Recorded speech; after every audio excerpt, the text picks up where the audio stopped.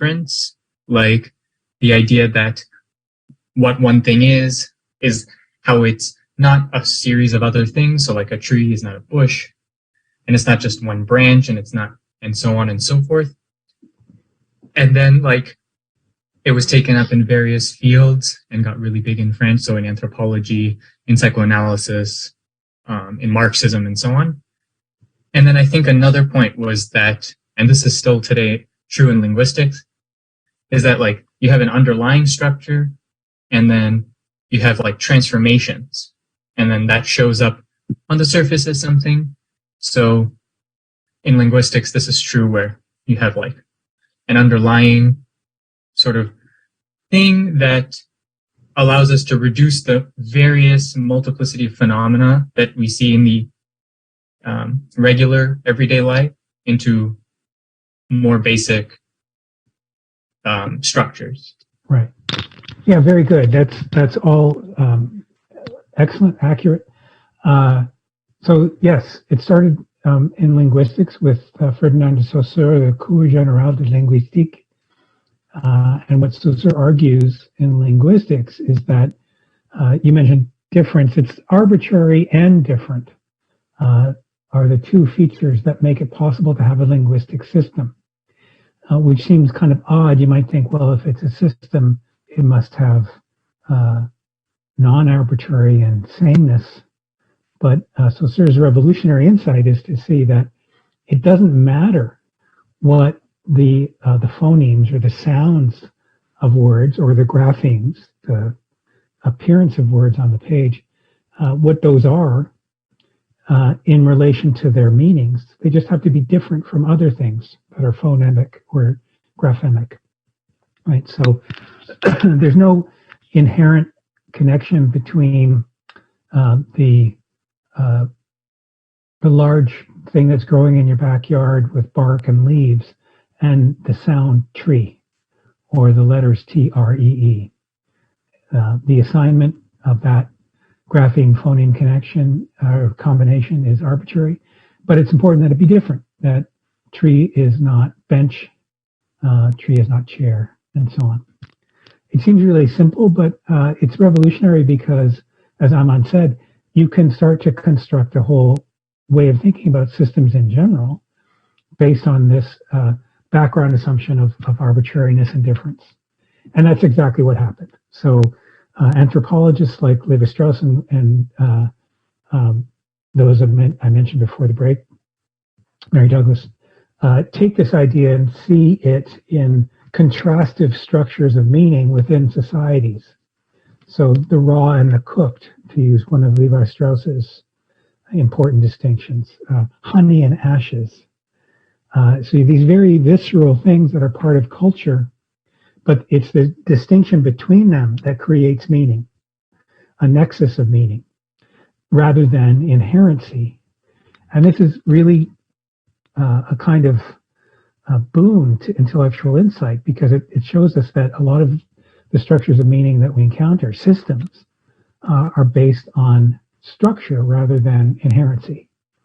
So it doesn't really signify what the subject or its relation to how it's described or sounded out. What signifies is its relation to other elements within the system. And so, as Aman also said, still in linguistics with universal grammar theory, we have the idea that Chomsky's universal grammar theory, that every language, no matter what its differences, has to have a structural relationship between, say, nouns and verbs, nouns and adjectives, verbs and adverbs, and so on. And, you know, syntax and other things like that can be quite variable. German syntax is much more deterministic than English. Latin is much less, but they have to have some kind of syntax to function. But what's more important is the relations within the linguistic system of element to element. Okay, so why is that significant for Kristeva? Well, because when she talks about the abject, she's talking about boundary functions. What is it that marks the difference between two things?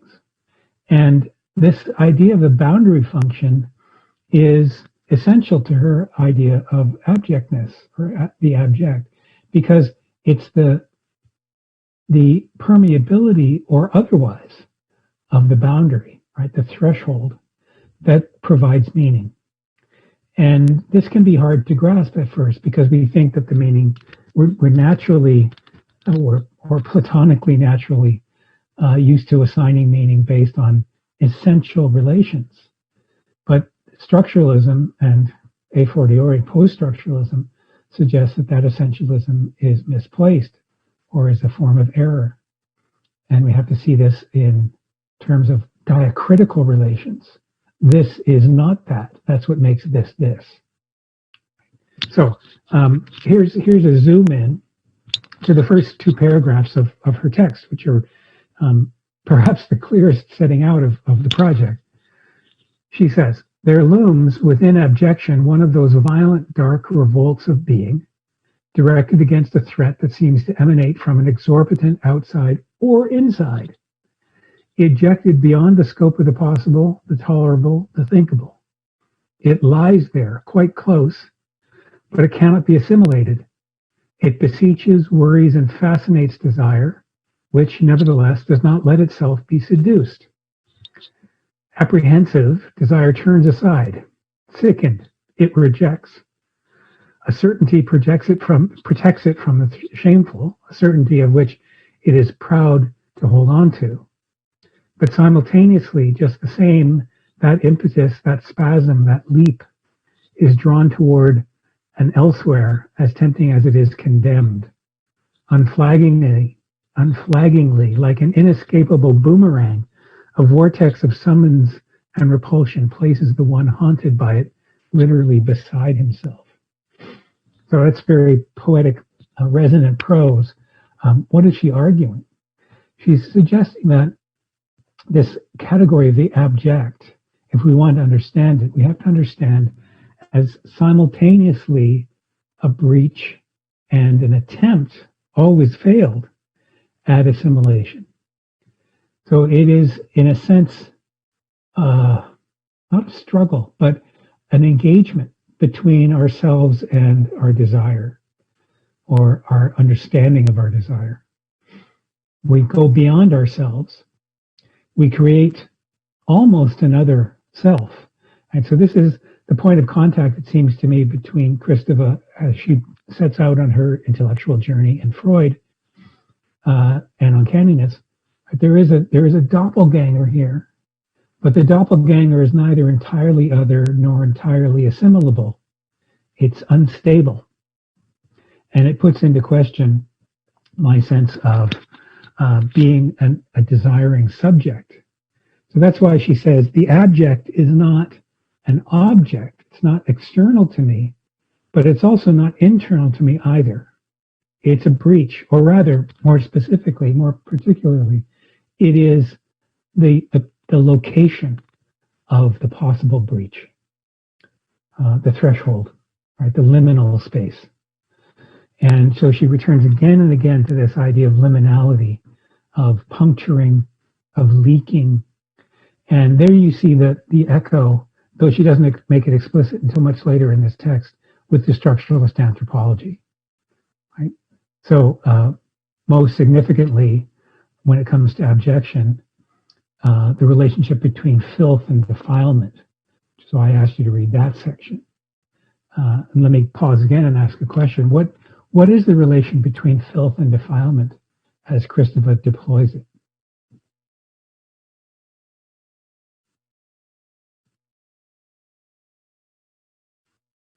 How did you understand her to be using those terms?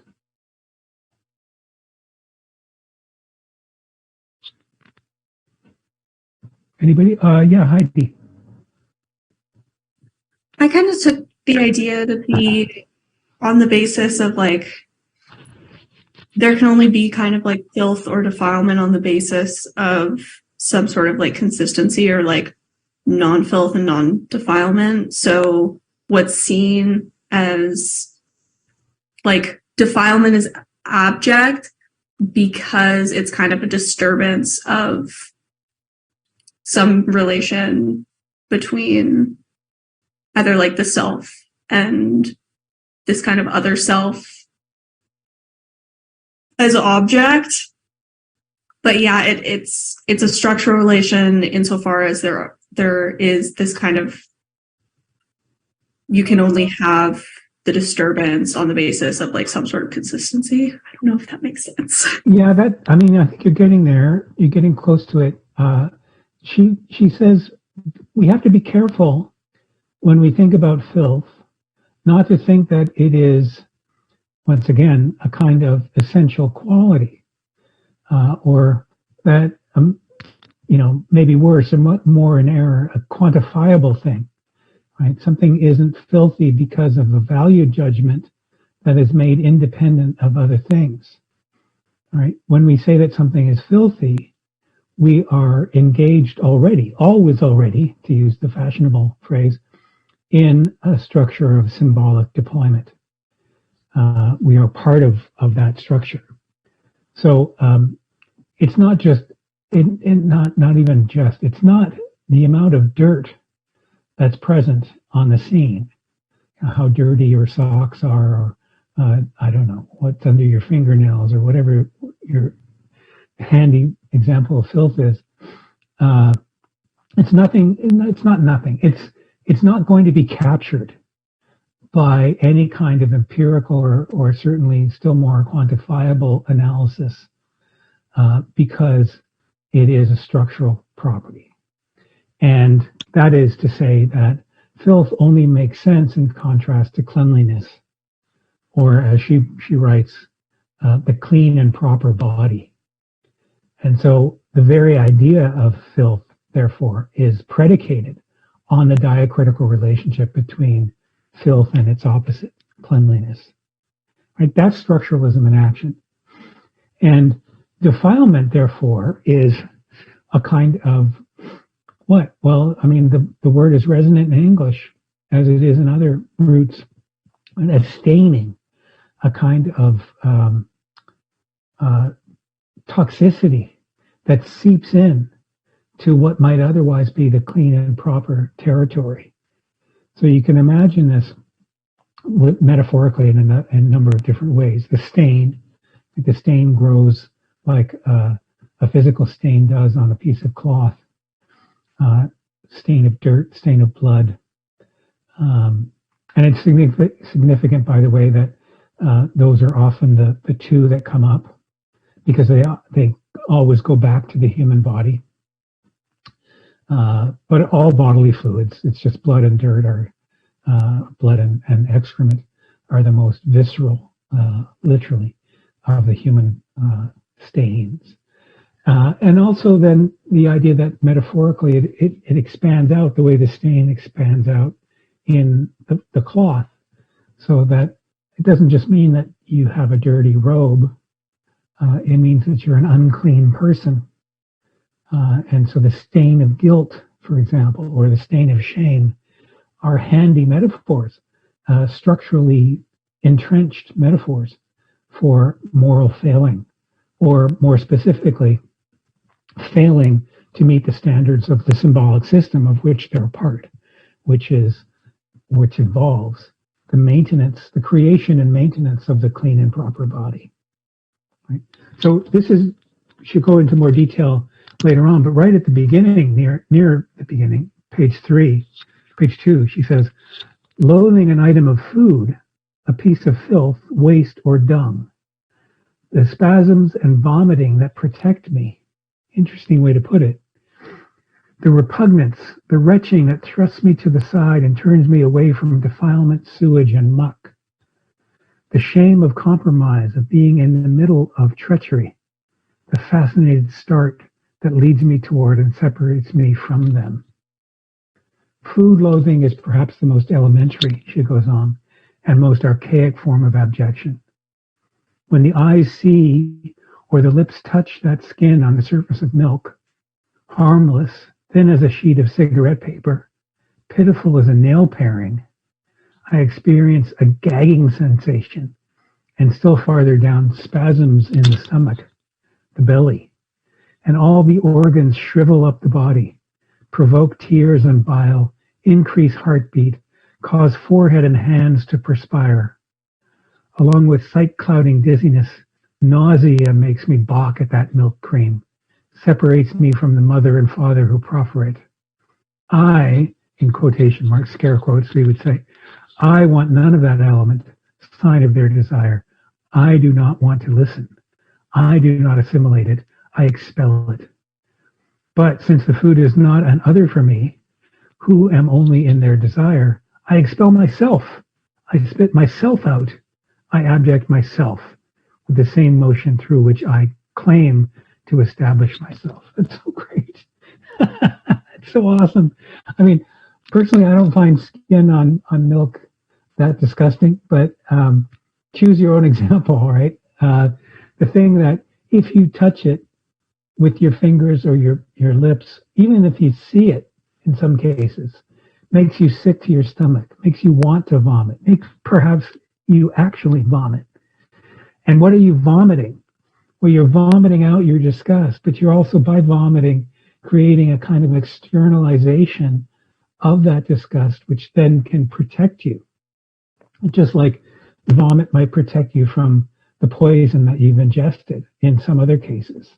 Right? There's no poison in this case, but the vomiting is symbolically the same. And what is that vomiting? Well, it's a getting rid of myself in the service of myself or in defense. But the defense doesn't work because I have been compromised. And my compromise is deep-seated in this. And in the case of the milk, if it's coming from my mother, if it's coming from both my mother and my father proffered, and I still find it disgusting, I'm all at sea in terms of the very idea of myself. I love this. I mean, I don't know. I'm trying to think of what would most people have disgusted feelings from different kinds of food. I think she's right there that food loathing is perhaps the most elementary of these feelings of defilement, which is to say the possibility that I might be, I might literally be infected by the food that's bad. Right? That's why the bodily response is so comprehensive, because the body is protecting itself by barfing up something that it can tell is bad. When things are working, that's the body protecting itself. But when it's psychologically grounded in something that isn't actually harmful, that's when it becomes fascinating to a psychoanalyst like Kristeva. Here's one example for me. I don't know why, but at a certain age, I acquired a disgust of beets, the red vegetables. I think it was because they used to come in these awful cans with this blood red fluid around them, and my mother would just slice them up and put them on a plate and make us eat them. And now I can't even look at beets without having a gag response. And you probably all have one of those. Sometimes it's a false association. You were sick with something else like the flu and you were nauseated, and then there was an encounter with food, but the association remains afterwards. You weren't actually nauseated by the food, but you're nauseated at the same time. Or it has purely metaphorical associations from the start, right? Spoiled food that looks bad. And here's a clear idea of the threshold function, that we're trained, evolutionarily to see spoiled food as distinct from, on the wrong side of, a line between the edible and the inedible. And sometimes we get it wrong and we get sick, but we attune ourselves to the appearance of things, smell, touch, squishy bananas are too rotten to eat. Things that have been around too long start to smell bad because of chemical processes. These things make us feel sick, and that's evolution. But the feeling is that there's a line there, and the line can be extended because it's a symbolic line, not a biological or chemical one.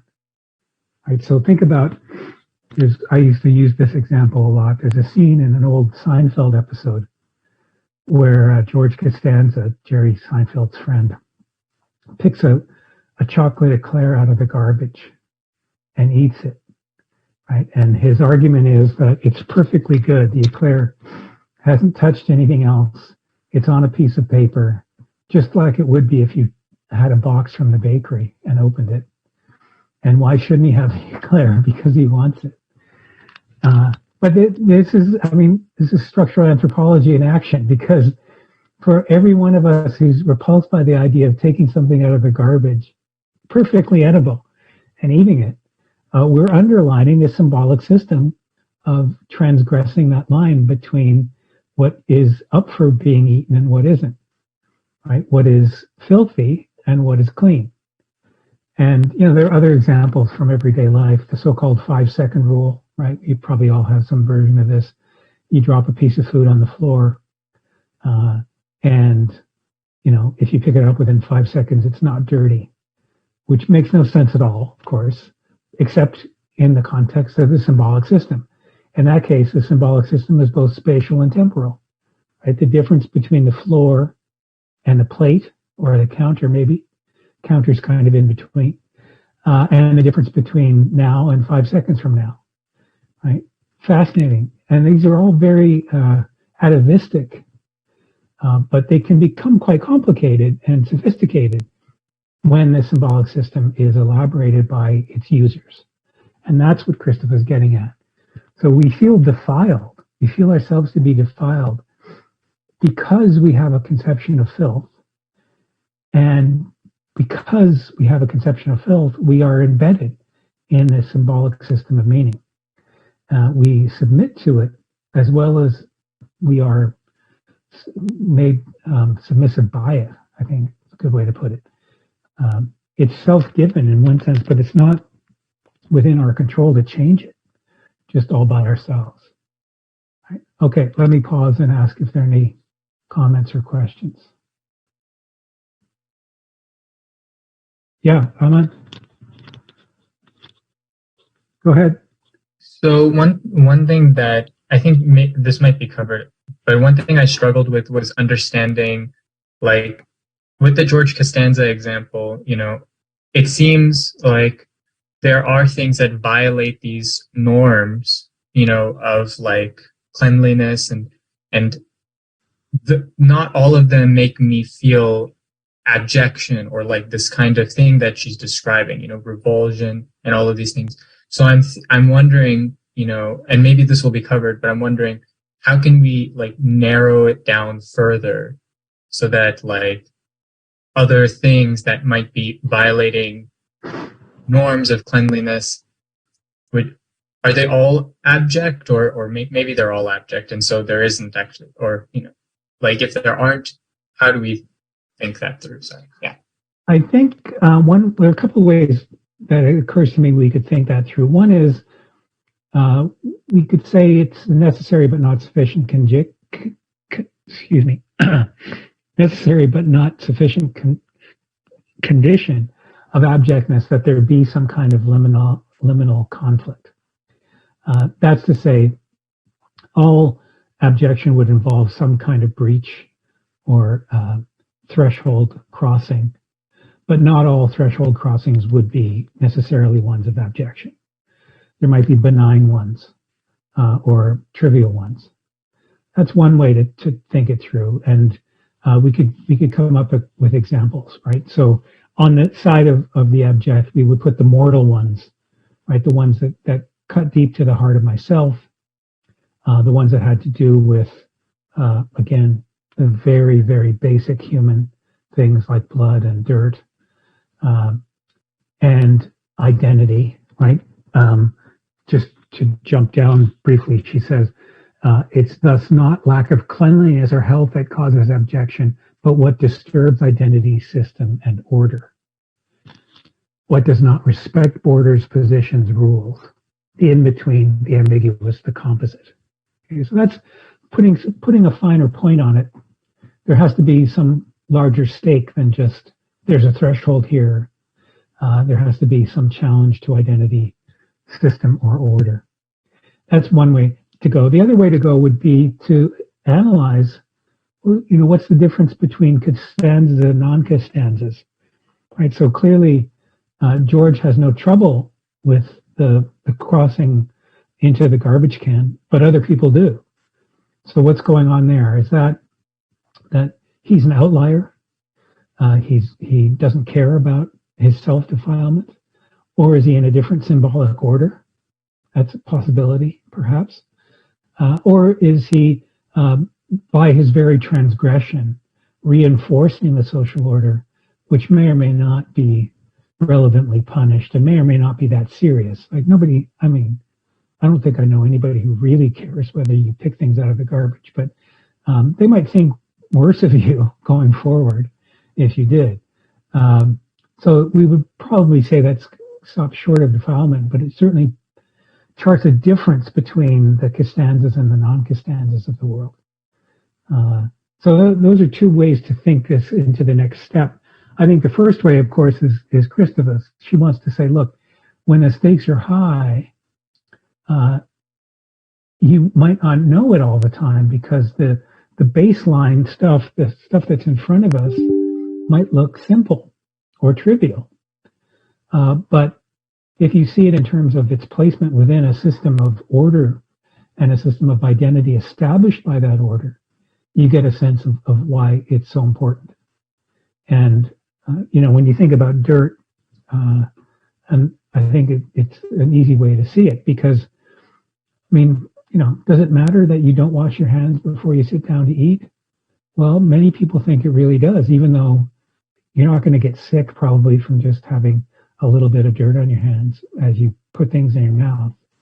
But it's the same thing they want to say as what happens when you enter a church without crossing yourself with holy water or burning incense or shaking the dust from your shoes. Right? These are symbolic acts which are meant to signal, not just signal, but perform purification so that I'm actually transformed before I enter a transformed state. So, from one point of view, there's no difference between the space immediately outside the church threshold and the space inside, but it's the difference between the profane and the sacred. That's Levi-Strauss in a nutshell. And if I want to enter the sacred space, I have to sanctify myself. And if I don't, then I'm performing an act of defilement. I'm defiling myself and I'm defiling the sacred space. And if the only difference is this apparently trivial thing of water or, a stick of burning incense, that just seems, from a rational point of view, bizarre, but it's hugely meaningful, right? And you might think of this, I've been using the word threshold. Threshold is a symbolic representation of this very thing because a threshold is a space between the inside and the outside that in former days was filled with straw, right? Thresh. And it held thresh.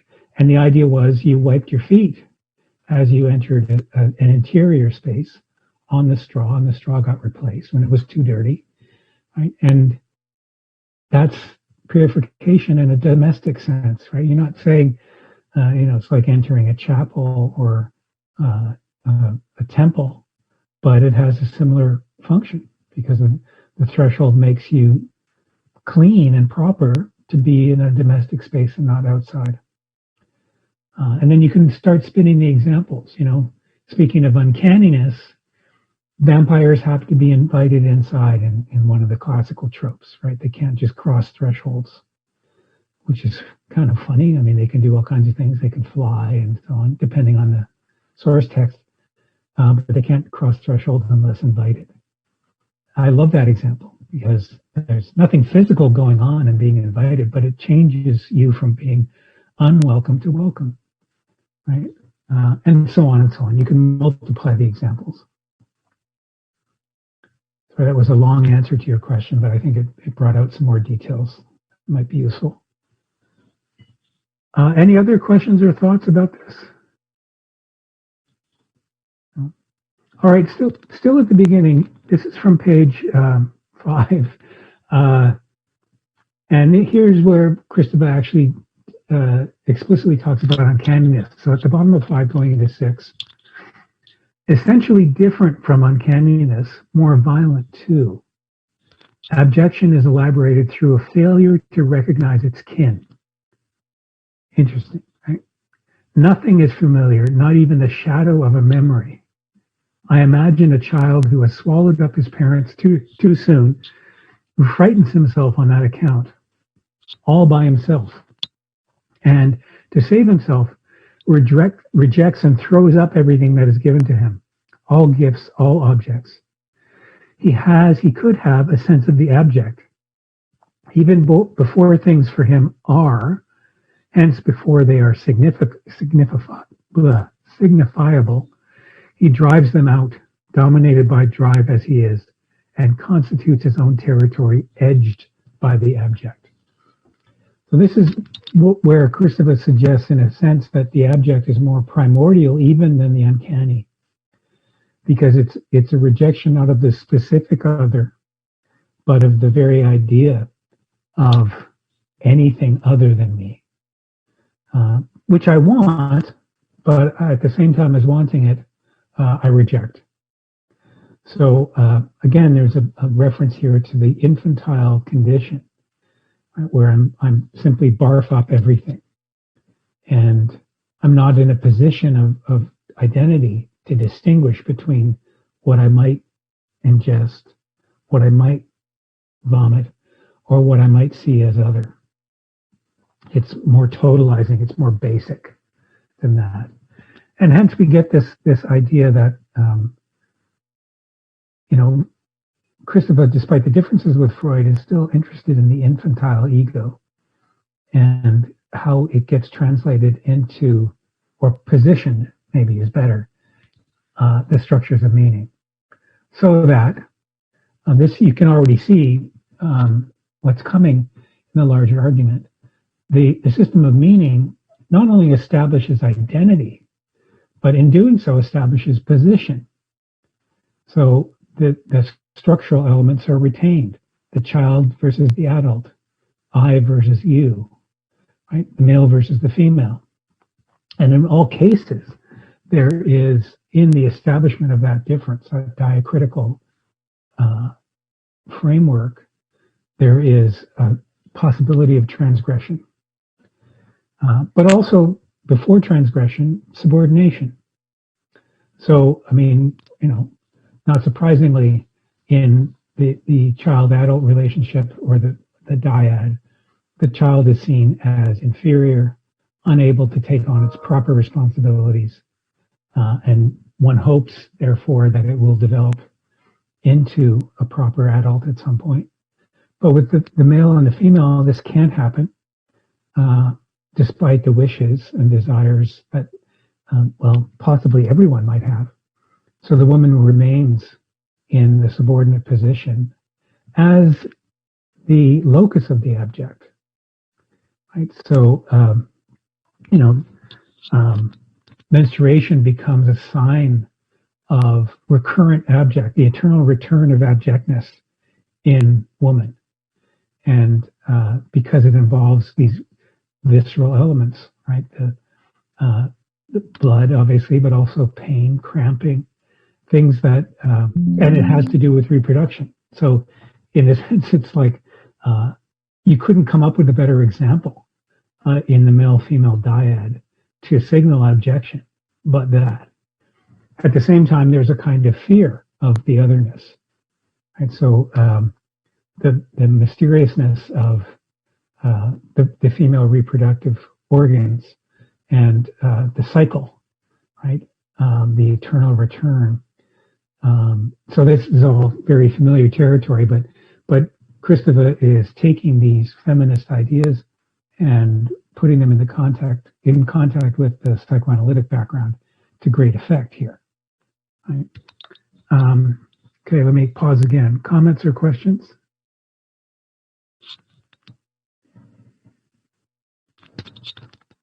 Yeah, Heidi. So, insofar as there's this kind of subordination that's kind of instituted alongside every symbolic system, where does that kind of subordination come from? Like, is it always kind of something primordial related to biological, anthropological things? Like, why is it that in the male-female dyad, for example, there is that kind of association with like the female and the female body being abject rather than like similar like disturbances that could occur? Like, I guess, what's the source of that kind of symbolic assignment to one rather than the other? Yeah, I mean, it's a good question. The suggestion here is, and this is consistent with the structuralist approach, that the assignment, as you put it, is basic to the structure. So it's not like there is some kind of top-down directive that says, it might be elaborated in this way to make it more apparently justifiable. Here's the hierarchy of being. Rather, what Christopher is suggesting and other structuralists suggest is there is a kind of basic relationship of, it's almost Hegelian, that logic demands that A generates its not A. And once the A and not A are generated, then they are put into tension or even conflict, but certainly difference between each other. And I think that's kind of Christopher's notion here. And you may notice later on when she does her kind of lickety-split history of philosophy in the West, she says, Plato has this sense of catharsis as a wild sort of careening feeling that it can't be controlled. Then Aristotle comes along and he says, no, read my Poetics. Catharsis happens, but it is controllable in the form of theater, say. Right? Then Hegel comes along and says, no, all energy is dialectical, but it never ends except in absolute knowing. And Kant must come along and put out that fire and say, no, actually, if we have transcendental idealism, we can, as it were, cope with the craziness of Hegel. So in each case, there is a kind of renewal of energy in a new form, which is still, however, always oppositional. So you asked about source. I mean, the real answer to that is it's the drives that are the source.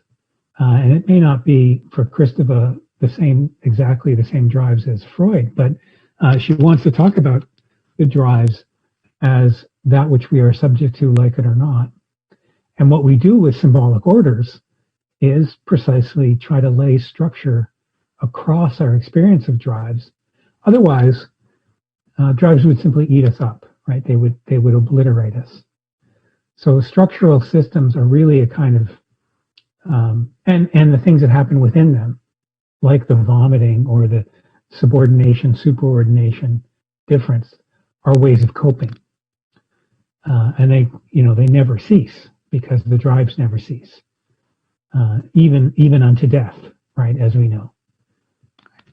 So this is a good segue, actually, to the next highlighted section I wanted to point to you. This is page 9. I know I'm not exactly burning through the text here, but this is a text that requires close attention. Christopher writes this about jouissance. She says, it follows that jouissance alone causes the abject to exist as such. And you might think, well, where did that come from? Well, she's going to try to unpack it. One does not know it. One does not desire it. One joys in it. En jouit. It doesn't really translate comfortably into English, but in French, en jouit. One enjoys, or one joys. Violently and painfully, however. She doesn't have the however there, but it's implied. Right? Jouissance is not happiness or pleasure in the ordinary sense. It's a kind of inflammation of joy, a kind of painful orgasm of joy, if you like, should be violently and painfully a passion. And as in jouissance, where the object of desire, known as object A in Lacanian terminology, bursts with the shattered mirror, where the ego gives up its image in order to contemplate itself in the other. There is nothing either objective or objectal in the abject, to the abject. It is simply a frontier, a repulsive gift that the other, having become alter ego, drops so that I, again in quotes, does not disappear in it, but finds in that sublime alienation a forfeited existence. Hence, a jouissance in which the subject is swallowed up, but in which the other, in return, keeps the subject from foundering by making it repugnant. One thus understands why so many victims of the abject are its fascinated victims, if not its submissive and willing ones. Okay, so this, I think, really advances the discussion here, because what Christopher is talking about goes beyond the uncanny, right, as he said it would. And when we put jouissance at the center of this analysis of abjection, causes the abject to exist as such. Right? How is that possible? How does that work? One does not know it, one does not desire it, one joys in it. Now, it's really important because we can get distracted by orthodox Freudian ideas about the object of desire. Right? That here's me with capacity for desiring things, and here's the object. But actually, and Zizek will say this too, the object retroactively establishes itself as the focal point of desire. Desire is primordial. And it's not that the object creates the desire. It's simply the place where the magnifying glass happens to burn the paper. And that's something like what Christopher is getting at here. We fixate on objects of desire, but we really shouldn't, because they're almost like a magician's misdirection. The things that appear to be what we want, but it's the wanting that we want. Right? We want to be immersed or subsumed by the joy.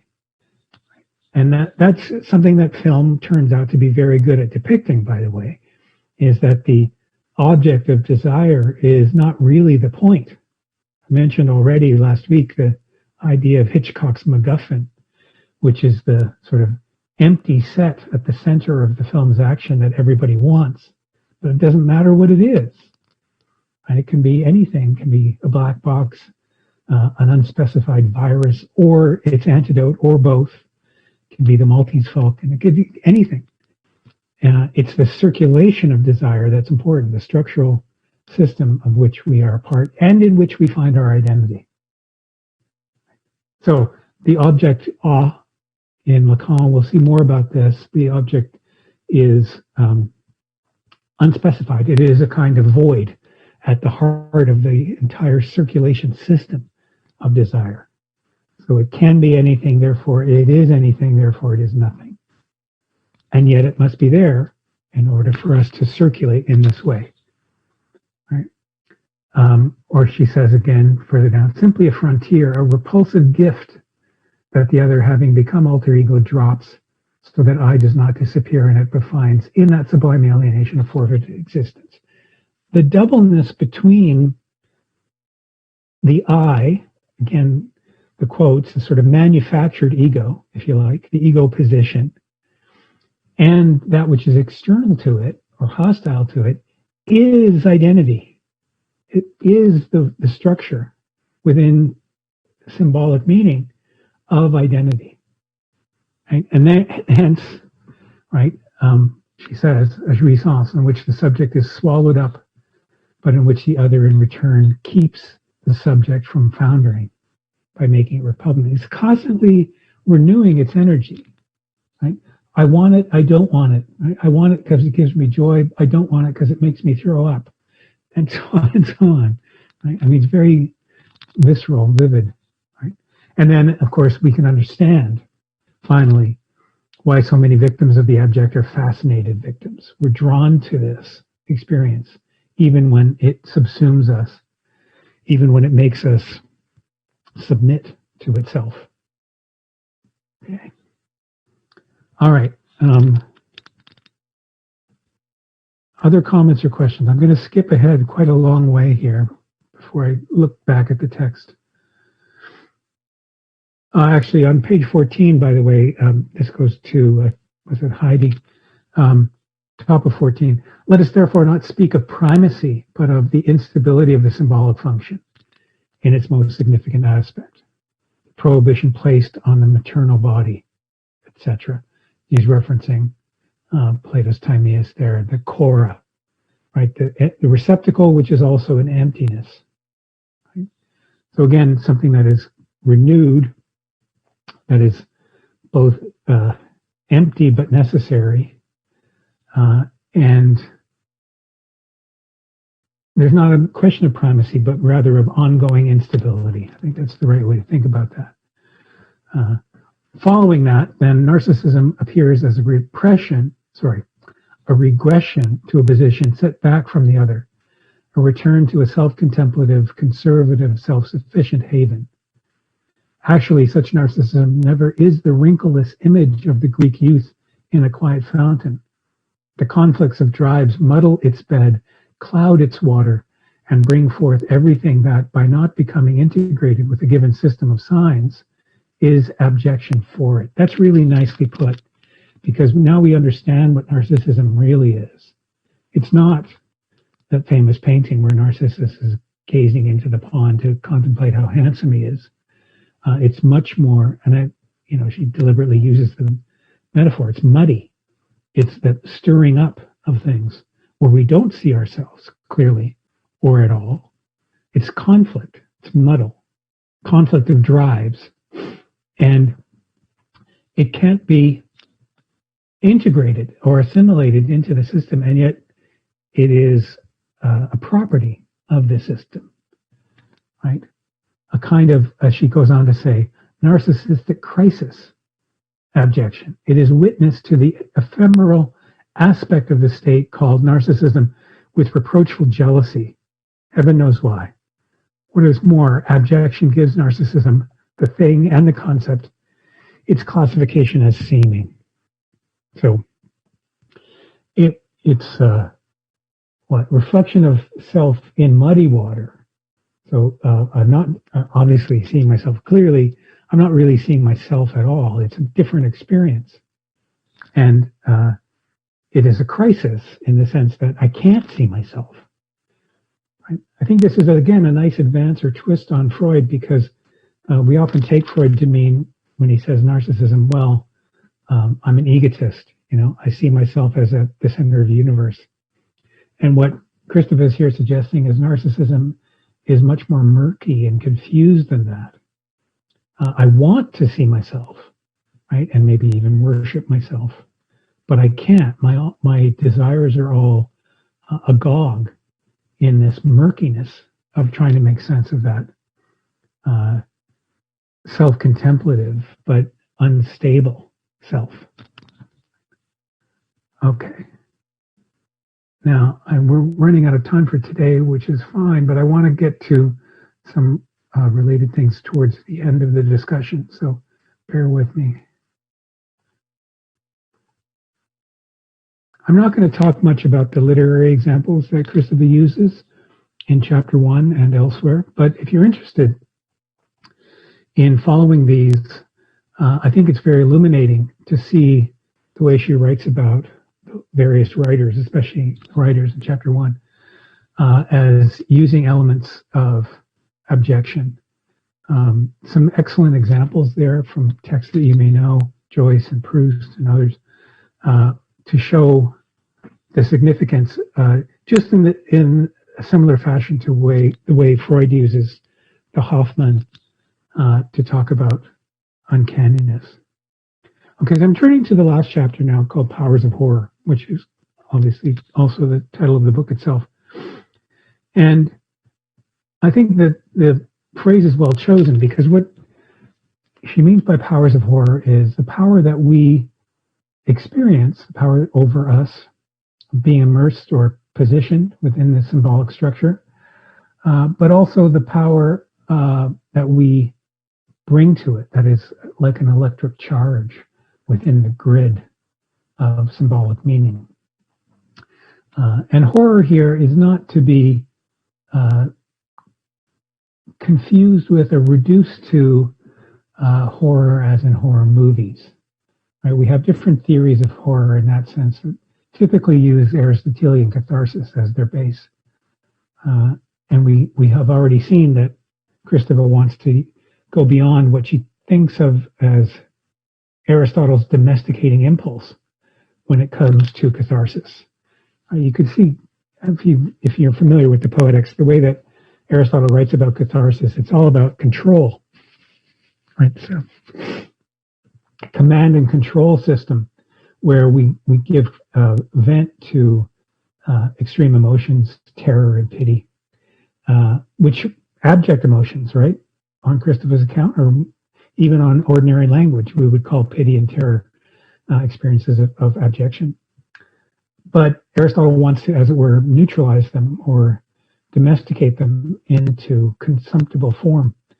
And this is entirely contrary to Kristeva's notion that they're constantly self-renewing, that we seek them, but fear them at the same time. That's exactly why we go to horror movies, not to have our fears and our emotions tamed and put to one side, but rather because it's a kind of compulsion, and a compulsion that we can recognize in other forms of sublime experience. She uses that same distinction that Freud did between the beautiful and the sublime. Right? The sublime is terrifying. It's not nice. It's not symmetrical or controlled. And so the emotions we feel that are aroused by art, in some cases, the aesthetic feelings, are not controlled. They're runaway. They're abject in her sense. Okay. So this is actually the very last paragraph, so I think it's worth quoting in full. Is it the quiet shore of contemplation that I set aside for myself as I lay bare under the cunning, orderly surface of civilizations, the nurturing horror that they attend to pushing aside by purifying, systematizing, and thinking? It's a question, right? She's contrasting this with what she takes to be a pillar of, it says here, Judeo-Christian monotheism, the fulfillment of religion as a sacred horror. So that's on one hand. And then on the other hand, there's what she calls the long march towards idols and truths of all kinds, buttressed with the necessarily righteous faith for wars to come, wars that will necessarily be holy. This is broad strokes theory. It's awesome, right? She's saying, look, if you meet the condition of abjection, which is a function of being positioned within a symbolic meaning system, by wanting to basically conduct a crusade on behalf of your particular view of that system, then that so-called civilization, right, the march of Judeo-Christian ideas through violence across history, and it will continue. They are necessarily to come and necessarily holy, these wars. But, right, contrastive force. Is it the quiet shores of contemplation that I set aside for myself as I lay bare under the cunning, orderly surface of civilizations, the nurturing horror that they attend to pushing aside by purifying, systematizing, and thinking?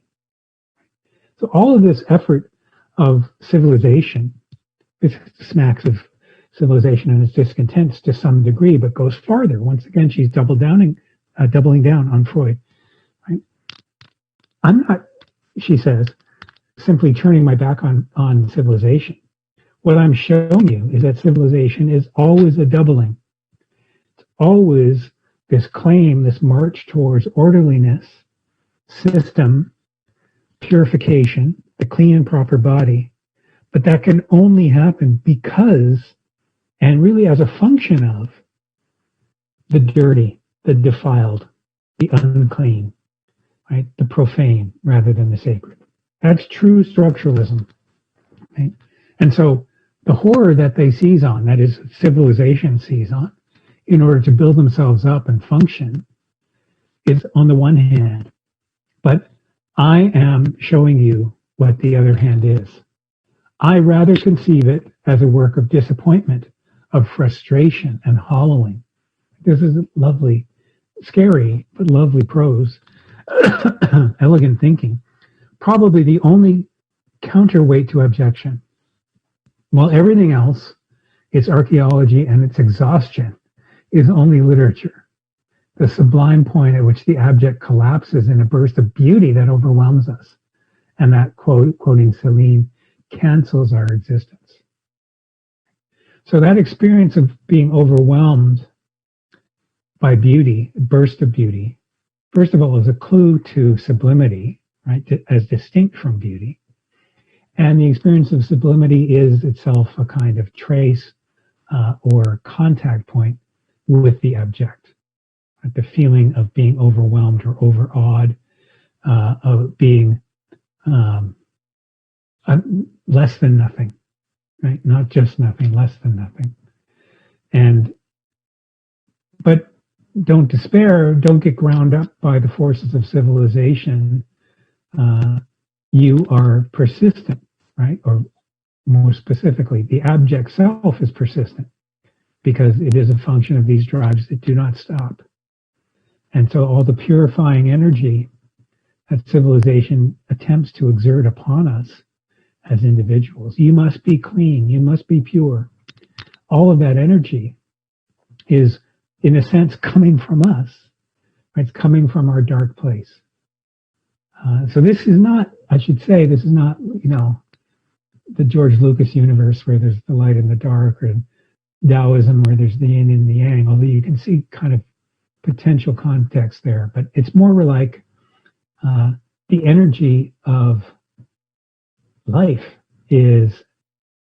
has this dual aspect. Right? It's not a choice. It's rather a matter of acknowledging realistically the way things are and the way that structures of symbolic meaning and their deployment of all kinds of things, taboos, identities, family structures, ideas of family, ideas of self. All of that is dependent on this, what I keep calling a diacritical relationship. Okay, we've got a little bit of time left for questions and comments. We can pick this up next week as well, because there's a lot going on here. Any comments or questions for today?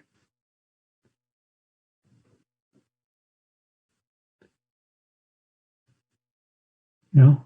Just like mind blown. Hope so. Yeah. Armand, did you want to say something? That was a tentative hand.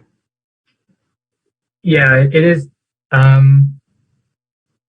feel like I'm hearing sort of two things that are being repeated throughout. I was wondering if I'm right to be hearing these. Like, one of these is like the constitutive exclusion, like we suppress the abject and then that sort of constitutes our wholeness and our consistency in the symbolic universe.